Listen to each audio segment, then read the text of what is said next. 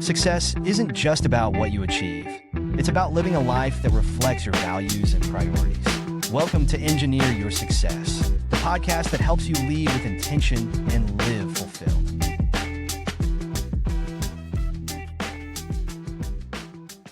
If you've ever wondered how to build a career that reflects both excellence and integrity, one that leaves a mark on your profession and the people who follow behind you, then today's episode is for you. I'm Dr. James Bryant. Welcome to Engineer Your Success, the podcast where we help you design and live a life where you can win at work and at home. And today we have a very special guest, Miss Leslie North. She is a nationally recognized lighting designer, electrical engineer, and founder of Aurora Lighting Design.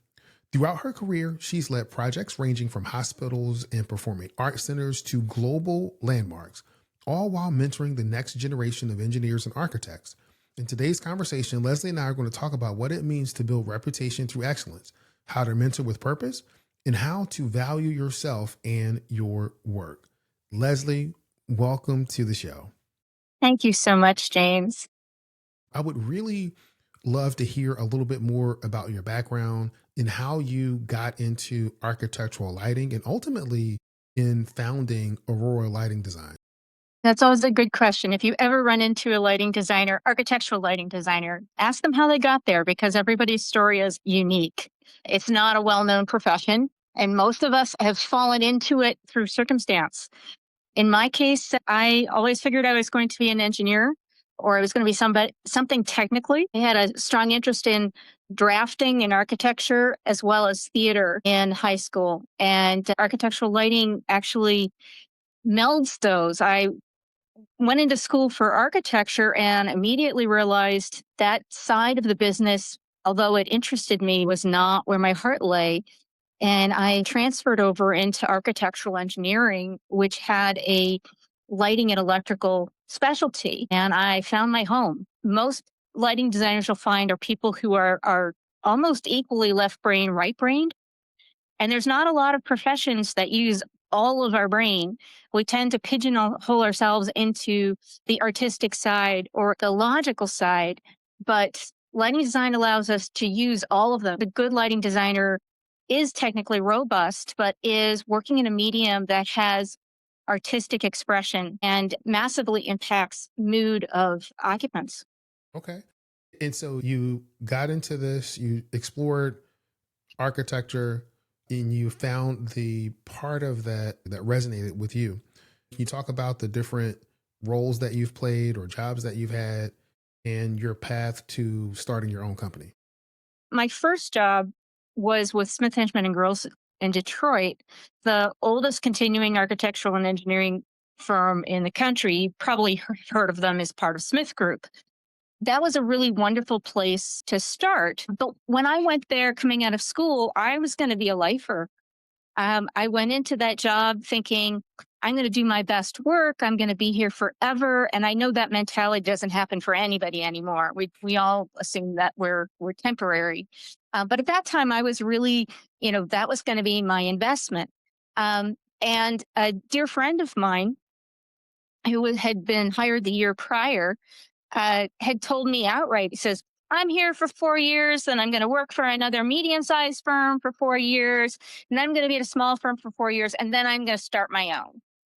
Well, God has got some irony out there because he now runs the Smith Group and I ended up starting my own firm. So you never know where that's going to go. And so what led you to actually go out and start your own firm? Well, I had hit a point in my life where I had a young child. I was, to do what I do, you kind of have to be near a city. So the commutes tend to be pretty long. And we live fairly far out from the city. And I was just running into issues at home where, kids grow up and personalities between family members change because of that. And you get a preteen and they get mouthy. You have stress at work and you want your preteen to behave, and you really kind of short with each other. And so I would come home to rather contentious, and I thought over and over again, I just I, I needed to find something where I could be home more. Yeah. And this is pre-pandemic, pre-flexible work hours, pre all of that. And I just kept searching for a place that would allow that to happen. And um, to be 100% honest, I didn't really want to work for any of the people I was interviewing with. And so I thought, you know what? Even if it's only for a couple of years, I will just work out of my house and this whole thing will happen. And the irony is that um, once I started working from home, everything got diffused. I found that, my daughter would come home. All she needed was 10 minutes of my time, unbidden. And then she was free to go off and do everything else. And my husband would come home and he just needed 10 minutes to get things off his chest. And then he would go off and do his own thing. And it just diffused everything. Well, part of that I think is we don't we underestimate the power of our presence and just being present with people, because 10 minutes could be all the investment that they need. But when you're thinking about all of the things that you're balancing and they're thinking about all of the things that they're balancing, that small investment of time can have a really huge payback. I absolutely agree. And I think that is what it needed to be. In my prayer life, what I kept hearing was be accessible. This idea of homework balance is such a misnomer. You are a person who works and has a family life of whatever shape and size that is. Maybe the emphasis changes by season, but the idea of they're separate and they have to be balanced is just doing yourself a disservice. Yeah, I recently did a blog post on, showing up as your authentic self. And there was a time even for myself when I was working as a engineer and as I've been evolving in my consulting and coaching practice where there were parts of me that would be segmented. So you'd have your work James, your home James, your faith-based James, and what I've had to learn is to show up fully as myself, and that includes all of those different aspects of who I am. Oh, and I think people are energized by authenticity. This in this world full of marketing slogan and influencers I authenticity is becoming a rarity, and it's incredibly powerful because you can't connect with another human being if you're not being who you are. No, I think that's true. And you mentioned something about marketing, and I know in the pre-call as we're preparing for this, one of the concepts that you brought up was that the best marketing is doing the job in front of you. So what does that look like in practice, and how have you practiced that in your career or in your journey? Well, I think it ties to what we just said.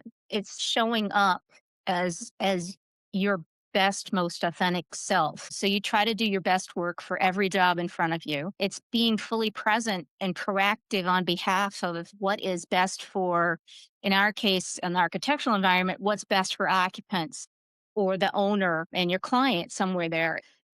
It's also a case of not ignoring your present job for that brass ring of a potential future job.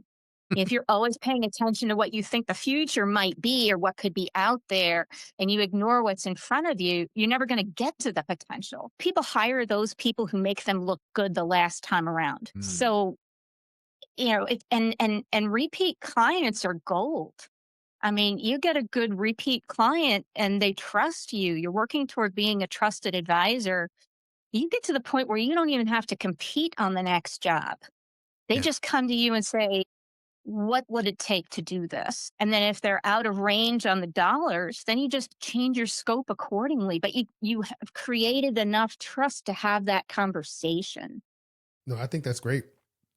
Kind of business development through reputation and trust, and being able to build that trust through delivering and over delivering the work. But it's like anything. I mean, if you trust somebody with something little and they do a great job, and if they do an adequate job, you think of them as an adequate person. If they do an excellent job, then you'll risk something bigger on them. And I think that's true for people and for firms. Leadership comes with high expectations, too many responsibilities, too little time, and the constant pressure to keep up. If you're feeling stretched thin, you're not alone. At Engineer Your Success, we help leaders take back control so that they can lead with confidence, delegate effectively, and stop running on empty. You don't have to choose between success and sanity. Let's build a leadership plan that works for you. Visit engineeryoursuccessnow.com today, because thriving isn't just for others, it's for you. Yeah. And so, in you applying that approach to your company, can you talk about the impact on growth that had for you? Oh, it's astounding. I often joke around around the office that my best marketing strategy was architects changing jobs, because suddenly, and our entire, the entire growth of Aurora Lighting Design really was based on word of mouth. And, yeah, we would do LinkedIn. Yeah, we do, but I never really invested. Well, frankly, I just never had enough time to do it.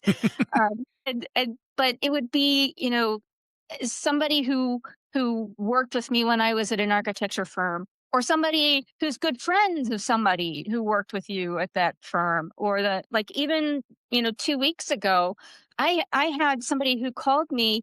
Last time I talked to him was 15 years ago, and he's got a job. Wow. Or, it's people remember the people who did well by them. And, in a service industry, everybody talks. So it'll be like, hey, I need a such and such. I need a civil engineer who's good. Yeah. I need a acoustician who's good. That's the word of mouth. And you can't build that overnight. That's small, incremental, paying attention to what's in front of you. We got our first super tall building through that. I was gonna say, just for folks that are listening in to Mhm. kind of get an impact, you've heard Leslie's journey. She was working, wanted to get something that was going to be a better fit for her and her family at that stage, at that season. She started her business and she was working out of the home. But then it grew from there, because eventually you had to leave the home, correct? Yeah, yeah. We actually changed homes so that we could have our first employee, which was a huge growth decision. And then we ended up moving into the Chicago Board of Trade, right in the heart of Chicago. And that was a huge move. And again, that move was primarily to make a statement that we had arrived, and majority of our clients were in a city. But more than anything, it was to be able to recruit talent, because um, when you're in the one of the suburbs on it, your talent pool gets a lot smaller than if you're in the city and people can come from all different suburbs. Okay.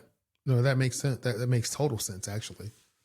And so how was that growth for you as a leader, from moving to a it's just me to now I have one employee to now I have a team of folks that I'm leading? Yeah, each time is a growth edge. That first employee is probably the most daunting, because you, as a sole proprietor, I mean, I was working whatever hours I felt like, which was usually all of them. And, but it was just me. My reputation was me. You bring on employee number one. Now you've got to look at expanded things. You have to think of yourself in terms of HR, benefits, what's appropriate for not just me, and where does that person fall into the sequence. Typically, you've got a leader of one. You're pulling in somebody who is a support person rather than an equal partner, Hmm. because that allows you to get more done, and you're dealing with just the realities of expenses versus revenue. Yeah. um, so usually that's the person. So then it's also a, how much can this person do? How much oversight does this person need? How much investment do I need to put into this person? Can I trust them when I'm not around? So that first employee is critical. Um, and painful. It's a painful growth edge. Um, when you get to the second and the third or so, you still have it, but you have to start thinking in terms of, now you're creating a family. Is going to work going to be fun because people like being there and working and that they're all collaborating? That's what you hope for. Yeah. Or are you going to have two personalities who make it miserable for everyone? Yeah. And so, so a small team, you really have to look at not just capabilities and can somebody do the work, but to look at the emotional dynamics of what's there. And it really is like building a family, making sure everybody feels valued at whatever level they are at and everybody feels needed as part of that because they are. I mean, it's not just making them feel that way, they actually are. Yeah. And then you get into bigger teams and it starts becoming how do you delegate? And is your team ready for that? Uh, in the careers of a lighting design firms overall are pretty small. So it's rare for them to go over that next edge into where you're really having sub teams. Okay. Or that'll happen, but it'll happen geographically. Okay. What would you say was your biggest leadership challenge during these different growth edges? Probably letting go, trusting the quality Mm, because you know what you're good at, you know what you're not as good at, and there's a point where the classic thing is, I wish I could clone myself, and because you would know what you would get. yeah.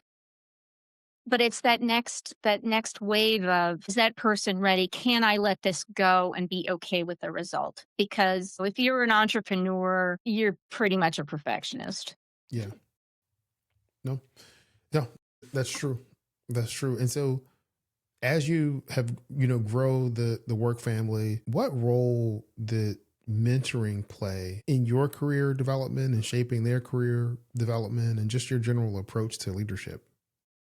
Or start with me. I've had many really wonderful mentors. Probably the most significant one was a gentleman by the name of Stephen Squillace. And Stephen was famous for mentoring people. He collected this menagerie of, he created one of the first kind of lighting design groups within an AE firm at Smith Hinchman and Grills, but I never worked for him.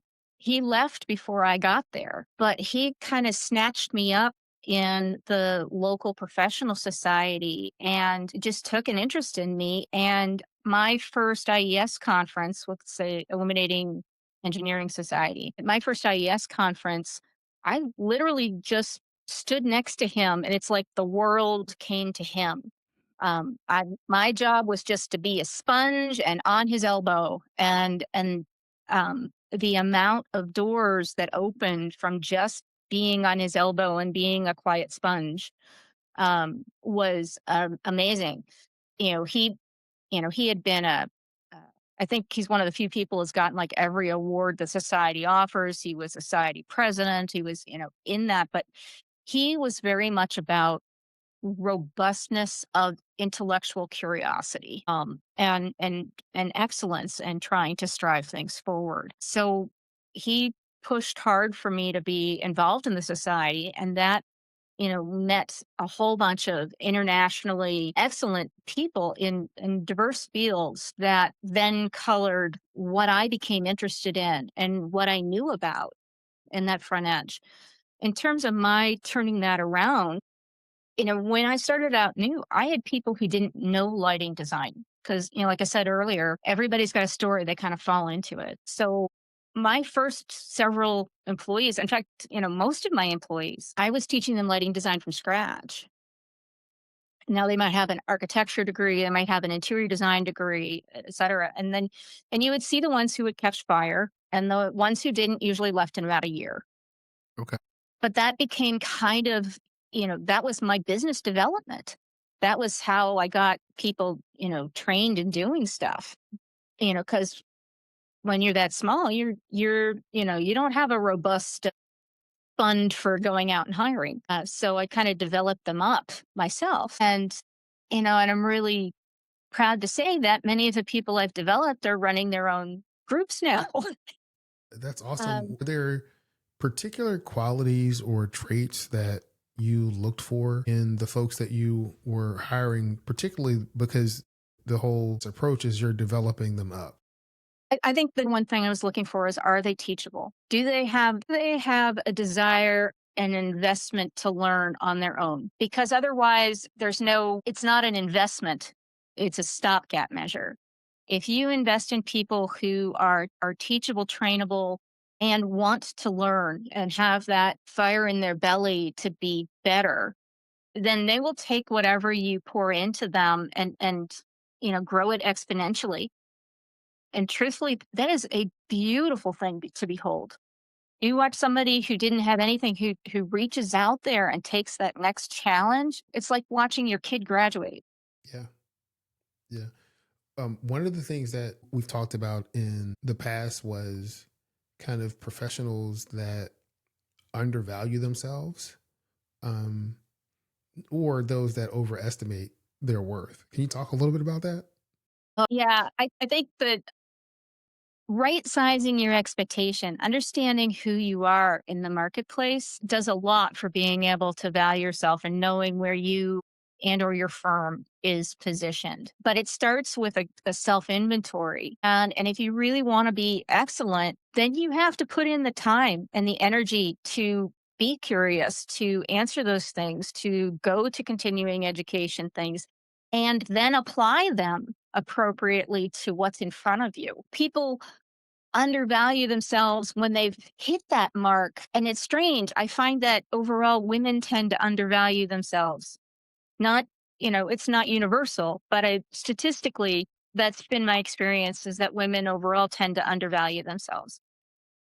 But there's also the folks out there who are, I just came out of school and I've got all of this education and it's the best thing since, it's all the new stuff. And now I'm working for a place that hasn't heard about this new stuff and they get kind of cocky. Yeah. Um, so then they will overvalue themselves. So I think a lot of it is taking that personal inventory and then it's getting a feel for what is your, what's the pool that you live in? Is it a is it a tiny swimming pool or is it an ocean? What's the size of the other fish in that? What can they do and not do? What are they roughly getting or not getting? And that's true firms too, of understanding what do you have then that they don't have? What's your differentiator? And is that differentiator enough to compensate for where your holes are? Another one we could talk about is fill the gaps, fill the gaps. Hmm. And there's always something you don't know or you don't know well enough. If you're not spending your time on those growth edges, then you just get stagnant and then you think more of yourself than you're worth. The one thing I do find is that people always, always, always underestimate how many hours it takes to do something. Yeah, I would also add that when you're talking about your career progression, a lot of it depends on where you want to go. Like, what do you want out of Correct. your career at that particular stage? Because there could be a stage where you are taking a slightly lower salary to round out experience or to fill the gaps that you're looking for. One, you're able to add to that employer or add to, that team, but you're also coming away with valuable experience that is going to help you build from there. Agreed. I'll tell you, the biggest pay cut I ever took was starting my own firm. You know how to solve tough technical problems, but leading people, that's a different challenge. Stepping into leadership means more than just knowing your stuff. It's about inspiring, communicating, and navigating challenges with confidence. At Engineer Your Success, we help technical pros like you grow into leaders who just don't manage the work, but lead the people who do. If you're ready to lead with clarity and impact, visit engineeryoursuccessnow.com today, because thriving isn't just for others, it's for you. Agreed. I'll tell you, the biggest pay cut I ever took was starting my own firm. And how did that work out for you? I would never have gone back. Um, I did not realize I was an entrepreneur until I became one. And then you realize it's very hard to take an entrepreneur and stick them back into a larger corporate structure unless you've got them doing business development. Okay. Okay. Why do you think Uh, that is? uh, I think it's because there is a power in being able to make decisions, and whether they're good. I'll give you an example. One of the employers I was at, it's hard because when you're in a bigger AE firm, Hmm. lighting is a very tiny portion of that. And lighting requires a lot of continuing education. It requires a lot of stuff to be an expert versus all your architects who are generalists predominantly or generalists or specialists within a sector. And same with your engineers. Whereas lighting designers do a lot of different things, but only one aspect of that. And so I wanted a meter. I wanted a was probably a $3,000 meter that I knew we would come in handy. And the number of people I had to go up through to justify getting that meter was, really difficult. I finally got it because I had a client who we needed it to do the job. Yeah. And I got the client to pay for half the meter. But that was but it was a painful process. And when I started my firm, the first thing I did is I found one on eBay and I got it right away. Yeah. Yeah. The speed of decision is definitely a big difference for sure. For sure. So, Leslie, if someone's listening into this episode, what are some themes or what would you like for them to take away from this episode? Well, I think the first thing is know what you want to be known for. So deciding what your reputation is, no matter where you are in that point, maybe you've tarnished it at some point, but deciding what you want your reputation to be forward, what you want it to be known for at the end of your career, and then make all decisions and all things that you do contribute to that reputation.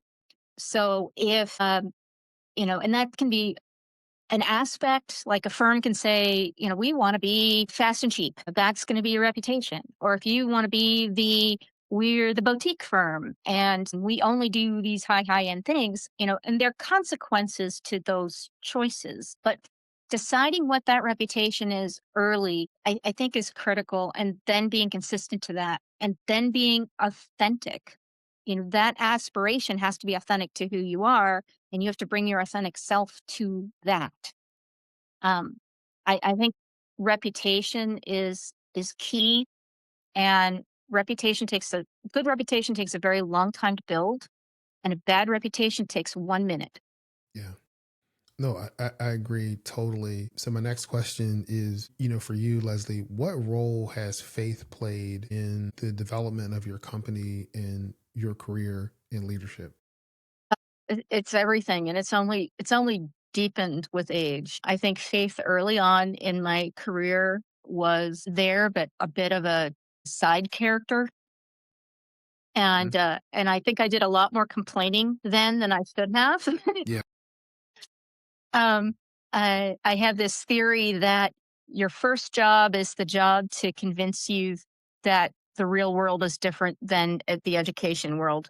So I'd much rather have people on their second or third job than on their first one. But it's deepened. I mean, I mentioned about being accessible. I mean, that was months of prayer before I heard that clearly. It was a lot of mental thinking of what do I do next? Where do I go? Thinking about it intellectually. But it wasn't until I um, really tried to listen to what God was saying that I heard the be accessible. And it's one of the few times, it's maybe probably three times in my life where the words have been words that are clear Yeah. and not just feelings or nudges, but and I'll remember that to my dying day, be accessible. And who would have thought that, starting a firm would be the way to answer that? And then as I go along, other decisions, particularly the hard ones, like when you have, like for example, COVID, there's no work and, the work was there, but it stopped and nobody knows when it's coming back.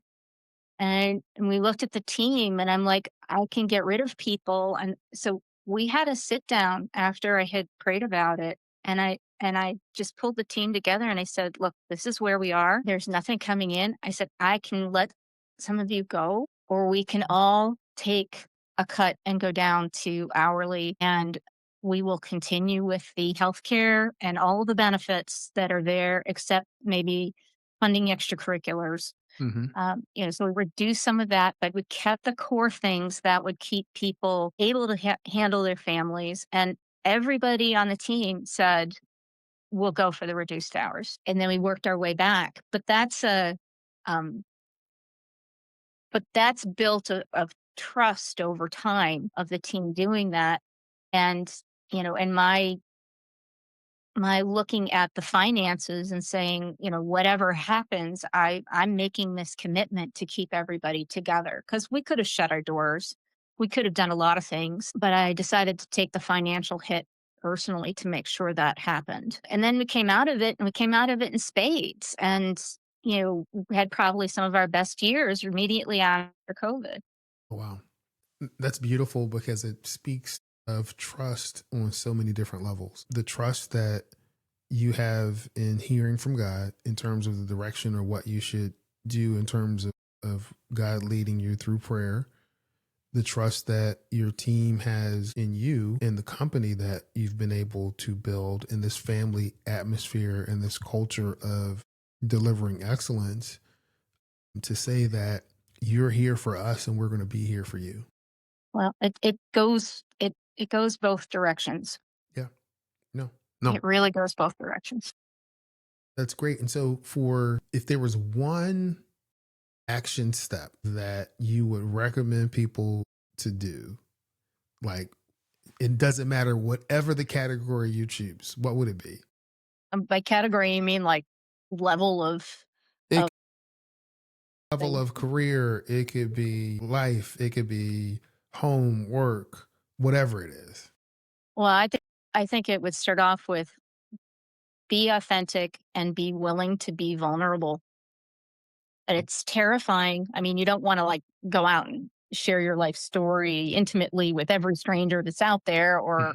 every client, or even every staff person, or competitor. I mean, that's what makes you unnecessarily vulnerable. Being willing to be humanly vulnerable in the appropriate time and place is powerful, and it gives people the opportunity to be gracious, and it gives people the opportunity to develop deeper relationships. And so I think that would be the number one thing for the really, really early people.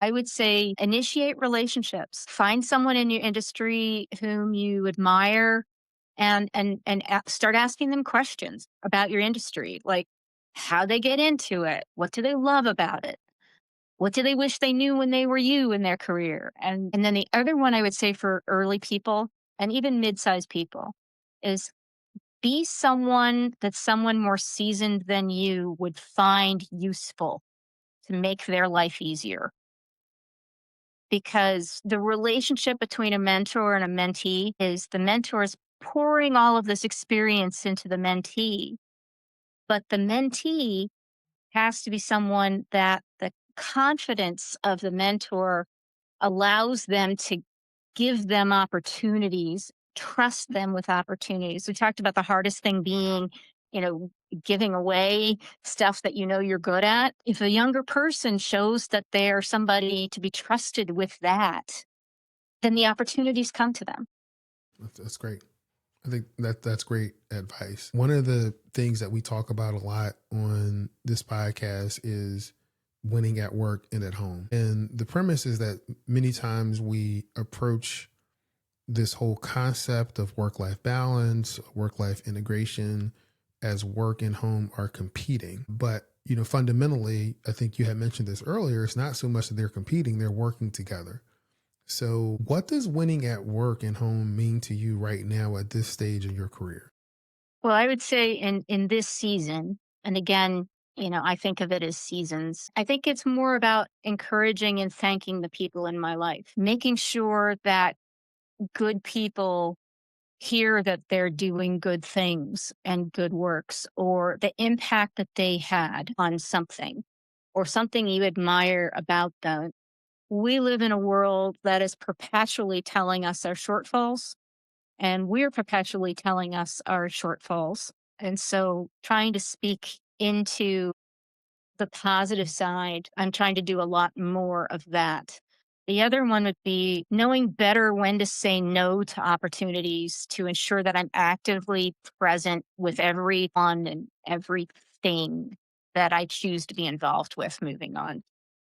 So if people want to connect with you, to reach out to you, what's the best way for them to do that? I would say probably through LinkedIn. So if you connect with me on LinkedIn and send me a message that way, that's probably the best way to connect up with me. And then, who knows, might go deeper than that. Okay.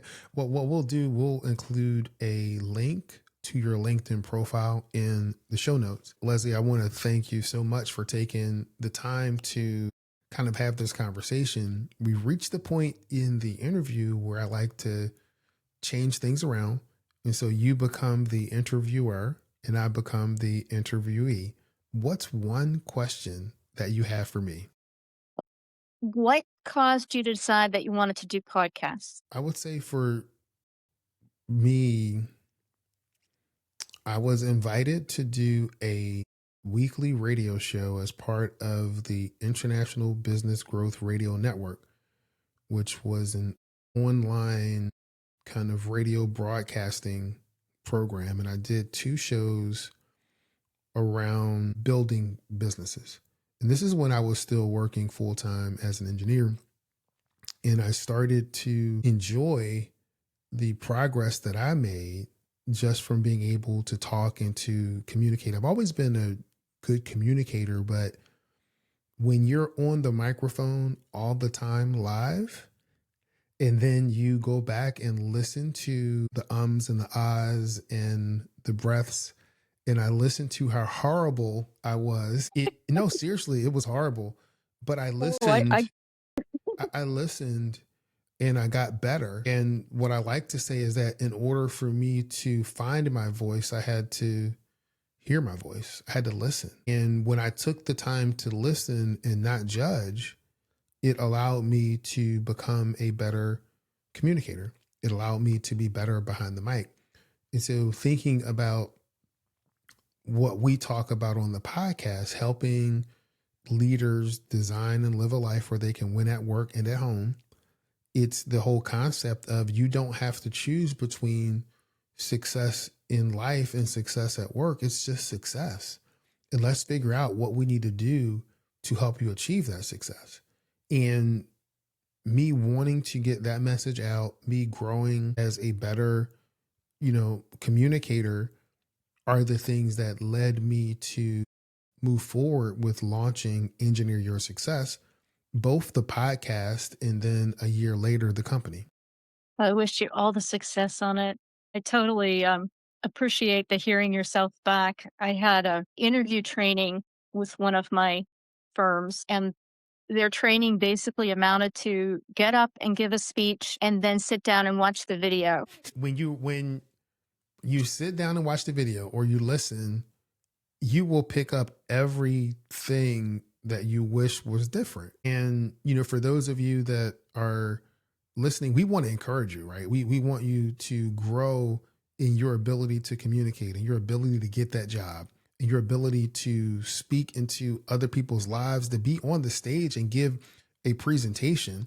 Practice, listen to yourself, see yourself, and make corrections. Don't judge yourself. It is brutal though. It's a brutal exercise. It is brutal.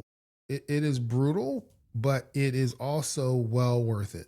Well worth it. Where do you see your firm growing to? I mean, right now it seems like it's doing its mission. Do you think it will have a mission beyond that? I think it will continue to expand on that mission. Part of what we do on the podcast is getting that message out, and part of what we do in our practice in helping individual leaders and business owners grow in their capacity to lead their teams and lead themselves. I think in 2026, we're going to expand that with a greater emphasis on helping leaders in their teams accelerate their leadership capabilities. And part of that is a program that I'm working on called the Executive Leadership Accelerator, where we'll go through different topics and we will instill different leadership principles in cohorts to help them be better leaders from day one. A lot of the learning or professional development programs, they'll come through and say, hey, here's all of this great content or a way for you to prioritize, but they leave you to your own to do that. And often it may feel like it's on top of all of the other duties that you have.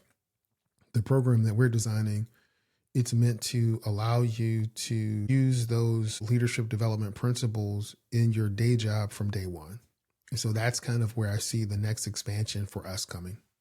Okay. Well, Leslie, thank you so much for taking the time for us to talk. Thank you so much, James. It has been a genuine pleasure. Before we close, I want to share an insight that surfaced in Leslie's story. She thought her family problems were a time problem. Long commutes, not enough hours at home, a schedule that needed complete restructuring. But when she started working from home, she discovered something different. The issue wasn't time, it was presence. Her daughter didn't need more hours. She needed her mom to be fully there in the moments that mattered. Her husband didn't need a longer evening. He needed someone actually listening when he walked through the door. We do this constantly. We think we need to find more time when what we actually need is to bring more presence to the time we already have. Here's what I want you to do this week. Pick one relationship at work or at home where you've been showing up distracted. When you're with that person, be fully there. Phone down, mind present, no multitasking. Because the people in your life don't need your leftovers. They need you to be fully present when you're there in that moment. This is how you can win at work and at home. Feel free to drop me an email to let me know how this goes. And the email address link is in the show notes. This is Dr. James Bryan, and I am